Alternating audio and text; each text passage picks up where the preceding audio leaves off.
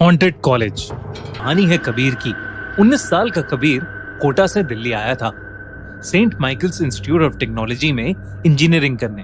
और इस कॉलेज का रूल था कि सारे स्टूडेंट्स को कैंपस के हॉस्टल में रहना होगा। कबीर अपने एडमिशन को लेकर बहुत खुश था। इनफैक्ट वो अपने घर से कॉलेज जाने वाला पहला लड़का था। और जिस चीज का वो सबसे ज्यादा इंतजार कर रहा था वो थी फ्रेशर्स नाइट। सब इस रात के लिए बहुत एक्साइटेड थे और ट्रेडिशन के हिसाब से सबको अपने साथ एक डांस पार्टनर लेकर आना था। कबीर की इससे पहले कोई गर्लफ्रेंड नहीं रही थी और उसने आज तक किसी भी लड़की को डेट के लिए नहीं पूछा था, लेकिन फ्रेशर्स नाइट के लिए उसके दिल में कोई थी, रागनी। रागनी कॉलेज की सबसे सुंदर लड़कियों में से एक थी, जिसे कॉलेज के पहले दिन देखते ही कबीर को उससे प्यार हो गया था। कबीर ने हिम्मत करके रागनी को फ्रेशर्स नाइट के लिए पूछा और रागनी ने मुस्कुराते हुए हाँ भी कह दिया। रागनी ने कबीर से उसे शाम को पिक करने को कहा। ये सुनकर कबीर की खुशी का कोई ठिकाना नहीं रहा और वो शाम को टाइम से पहले ही रागनी के हॉस्टल के बाहर पहुंच गया। उसे वहां रागनी मिली तो सही, लेकिन वो अकेली नहीं थी। उसके साथ उनका कॉलेज सीनियर विराज और उसके कुछ दोस्त भी थे। कबीर के आते ही विराज उसको कॉलर से पकड़कर मारने लगा और बस यही कहता रहा कि फर्स्ट ईयर होकर उसमें इतनी हिम्मत कहां से आ गई कि उसने विराज की गर्लफ्रेंड रागनी को फ्रेशर्स नाइट के लिए पूछ लिया। उस दिन विराज और उसके दोस्तों ने उस मासूम से कबीर को बहुत मारा। जैसे जैसे वक्त बीता, विराज और उसके दोस्तों ने कबीर का जीना हराम कर दिया। वो उसे जहां देखते वहीं तंग करने लगते और पूरी रात उसके हॉस्टल रूम के बाहर शोर मचाते, उसे मेंटली टॉर्चर करते। एक रात कबीर सोने की कोशिश कर रहा था और उसे नींद ही नहीं आ रही थी। कबीर जब करवट बदलते बदलते थक गया तो उसने अपना फोन स्विच ऑन किया। कहीं पर कुछ भी इंटरेस्टिंग नहीं था। कबीर फोन बंद करने ही वाला था जब उसे अपने मोबाइल के होम स्क्रीन पर एक अजीब सा ऐप दिखा, नॉक नॉक। कबीर को लगा कि गलती से किसी लिंक पर क्लिक करने की वजह से यह ऐप उसके फोन में इंस्टॉल हो गया होगा। पर यह ऐप था कौन सा जिसके बारे में उसने सुना ही नहीं था। ऐप खोलते ही उसे एक मैसेज आया, welcome to knock knock, an app that solves everything. नीचे एक ही बटन था, कंटिन्यू। थोड़ा हिचकिचाते हुए कबीर ने उस पर टैप किया। अगला मैसेज आया, make a death wish. Kabir मुस्कुरा दिया। आखिर एक ऐप क्या ही कर लेगा, ये सोचते हुए कबीर ने विराज का नाम वहां पर टाइप कर दिया। एक सेकंड के लिए स्क्रीन ब्लिंक होने लगी, फिर वो ऐप खुद बंद हो गया। कबीर को यह बात बहुत अजीब लगी और उसने फिर से उस ऐप को खोलने की कोशिश की, पर अब वो ऐप उसके फोन से गायब हो चुका था। ऐप स्टोर पर भी नॉक नॉक नाम का कोई ऐप उसे नहीं मिल रहा था।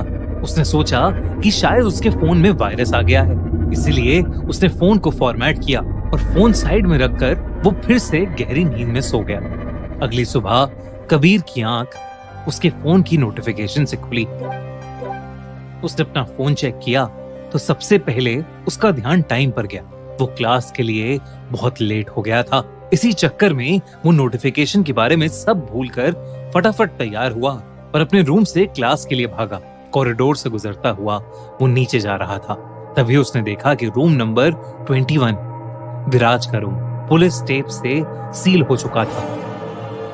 आसपास पुलिस वाले, हॉस्टल वार्डन और कुछ स्टूडेंट्स खड़े थे। कबीर ने पास खड़े एक सीनियर से पूछा कि वहां क्या चल रहा है, पर जो जवाब उसे मिला उसे सुनकर उसके रोंगटे खड़े हो गए। विराज का किसी ने गला काट कर मर्डर कर दिया था। वो कट इतना गहरा था कि विराज का सर उसकी बॉडी से अलग हो चुका था। पर हैरानी की बात यह थी कि जब पुलिस आई तब विराज का कमरा अंदर से लॉक था। ना किसी ने कोई आवाज सुनी थी और ना ही कहीं पर कोई फोर्स्ड एंट्री के निशान थे। कबीर के दिमाग में पिछली रात वाला इंसिडेंट आया। उसने तुरंत फोन खोला और देखा कि वो ऐप उसके फोन में फिर से आ गया था और उसे जो नोटिफिकेशन सुबह आया था उसमें लिखा था, नॉक नॉक, प्रॉब्लम सॉल्व्ड। ये पढ़ के उसके हाथ से फोन गिर गया। पर ऐसा कैसे हो सकता था? कबीर ने फटाफट अपना फोन उठाया ताकि वो ऐप अनइंस्टॉल कर सके, पर कबीर उस ऐप को डिलीट ही नहीं कर पा रहा था। कबीर के पैरों तले जमीन खिसक चुकी थी। क्या विराज की मौत का कारण वो खुद था? इसी कश्मकश में फंसा कबीर कुछ ही क्लासेस के बाद वापस अपने रूम में चला गया।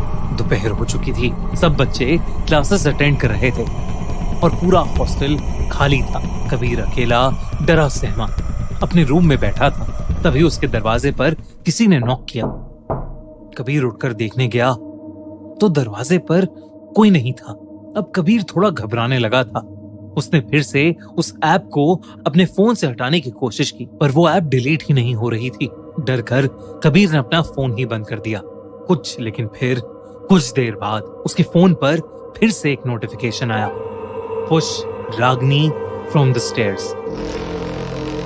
मतलब रागनी को सीढ़ियों से नीचे गिरा दो। ये पढ़कर कबीर बहुत ज्यादा डर गया और उसने अपना फोन जमीन पर पटक दिया। पर उसके बावजूद उसके फोन पर नोटिफिकेशंस आते ही रहे। तंग आकर कबीर ने फिर से फोन उठाया तो इस बार उस ऐप पर एक वॉइस मैसेज था। कबीर ने घबराते हुए उस मैसेज को खोला और वो मैसेज सुनकर उसका दिल दहल गया। अगर तुम नहीं करोगे तो इससे पहले कबीर कुछ कर पाता, उस ऐप पर कुछ और ऑप्शंस आए, पुश रागनी और कट कश्वी।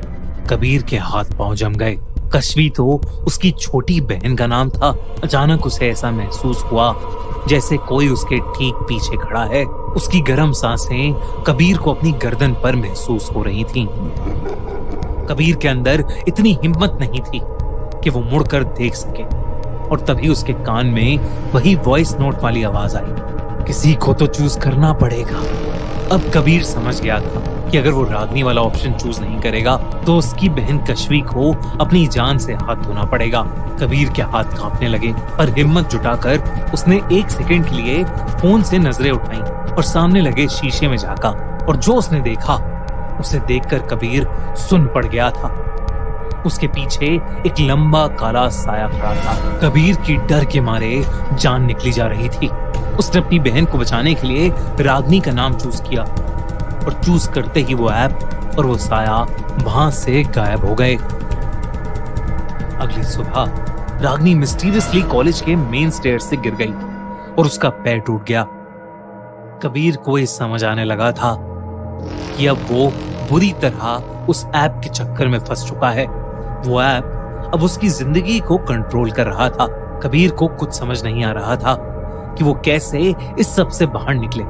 कबीर ने अपने कमरे में खुद को बंद कर लिया और पागलों की तरह कांपते हुए रोने लगा।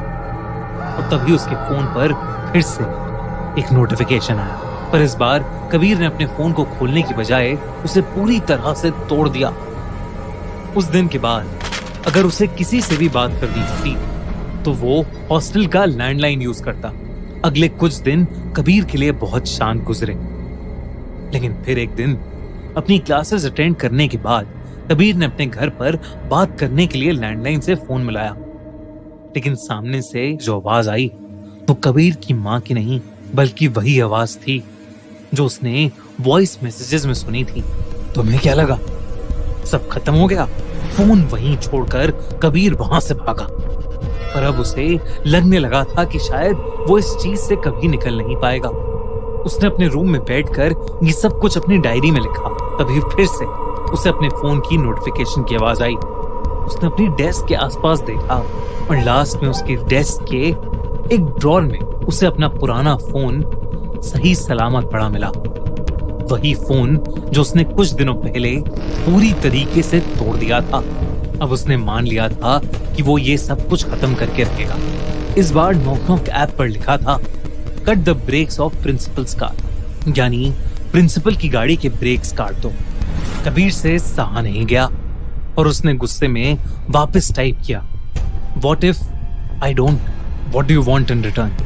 तभी उसके फोन पर 4 नाम आए और वो सारे नाम उसके परिवार वालों के थे। उसके ठीक नीचे लिखा था, किल 1। कबीर इस चंगुल से निकलने की कोशिश कर रहा था, पर वो इसमें और उलझता जा रहा था।